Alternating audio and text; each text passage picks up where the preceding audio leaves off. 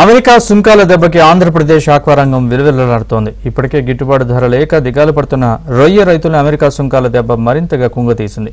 రొయ్యలు సాగు చేస్తే 4 డబ్బులు మిగులుతాయనుకుంటే అప్పుల పాలయ్యే దుస్థితి వస్తోందని లబోదిబ్బమంటున్నారు రైతులు.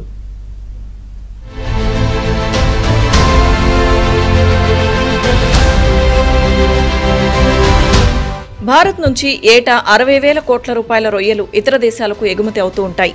ఇందులో 20,000 కోట్ల రూపాయల ఎగుమతులు పశ్చిమ గోదావరి జిల్లా నుంచే అవుతూ ఉంటాయి. ఎగుమతయ్యే ఆక్వా ఉత్పత్తుల్లో 80% ఉత్పత్తులు అమెరికాకు అవుతుండగా మిగిలిన 20% చైనా, జపాన్ వంటి దేశాలకు ఎగుమతి అవుతూ ఉంటాయి. అంటే ఉమ్మడి పశ్చిమ గోదావరి జిల్లా నుంచి ఏటా 15,000 కోట్ల రూపాయలకు పైగా ఆక్వా ఉత్పత్తులు అమెరికాకు ఎగుమతి అవుతుంటాయి.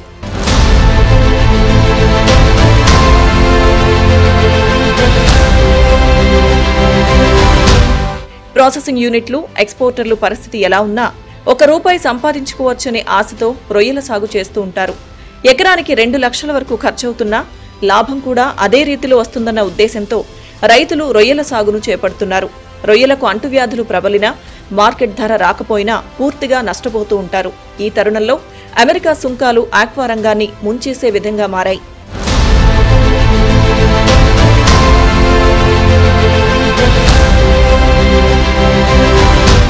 కరోనాకు ముందు రొయ్యల సాగుపై రూపాయికి ₹2 మిగిలేవి. దీంతో వరి రైతులు అందరూ తమ పొలాలను ఆక్వా చెరువులుగా మార్చేశారు.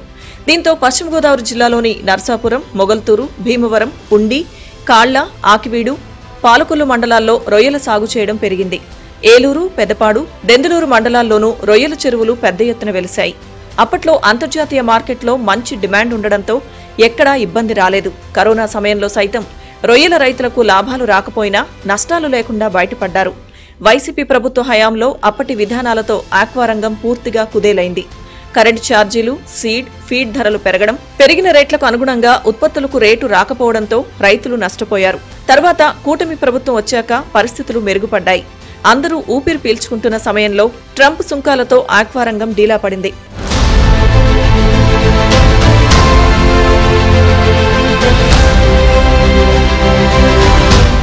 నిజానికి భారత ఆక్వా ఉత్పత్తులపై అమెరికా మొదటి నుంచి విషం కక్కుతూనే ఉంది.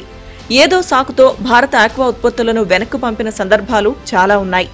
భారత్తో పోలిస్తే ఈక్వెడార్ రొయ్యల రేటు తక్కువగా ఉండడం, ఫ్రైట్ ఛార్జీలు తక్కువగా ఉండడంతో భారత్ ఉత్పత్తులు కాదని ఈక్వెడార్కు ప్రాధాన్యం ఇవ్వడం మొదలుపెట్టింది. కాలక్రమంలో ఈక్వెడార్ ఉత్పత్తుల నాణ్యత తక్కువగా ఉండడంతో మళ్లీ భారత్ ఉత్పత్తుల వైపు దృష్టి సారించింది. ఇలా పరిస్థితులు భారత్కు అనుకూలంగా మారుతున్న సమయంలో ట్రంప్ సుంకాలతో దెబ్బపడింది. దీంతో ఏం చేయాలో దిక్కుతోచని స్థితిలో రొయ్యల రైతులున్నారు.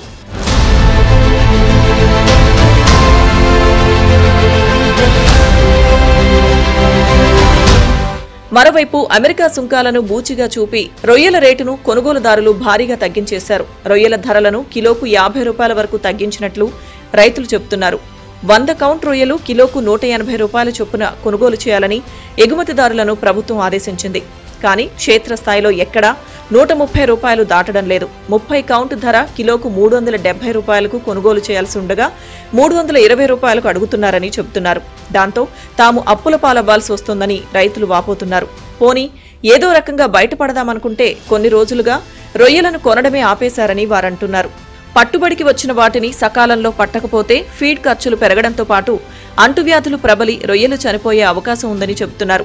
ఇదే జరిగితే తాము పూర్తిగా నష్టపోతామని అంటున్నారు. ట్రంప్ 25 నుంచి 50% టారిఫ్ ఎప్పుడైతే చెప్పాడో 7th నుంచి ఇంప్లిమెంట్ అన్నకు ముందే ₹40 తగ్గించారు.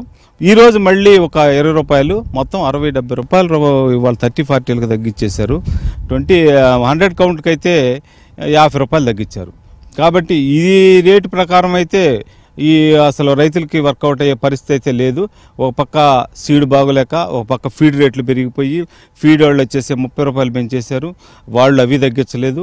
దీనివల్ల ఆక్వా ఇది కాకుండా ఇంకో దేశానికి ఎక్స్పోర్ట్ వెళ్ళటము ఇంకోటి గనక లేకపోతే ఆక్వా పరిశ్రమ అనేది మాత్రం మూతపడాల్సి వస్తుంది. ప్రభుత్వం సరైన చర్యలు తీసుకుని తమను ఆదుకోవాలని రైతులు కోరుతున్నారు.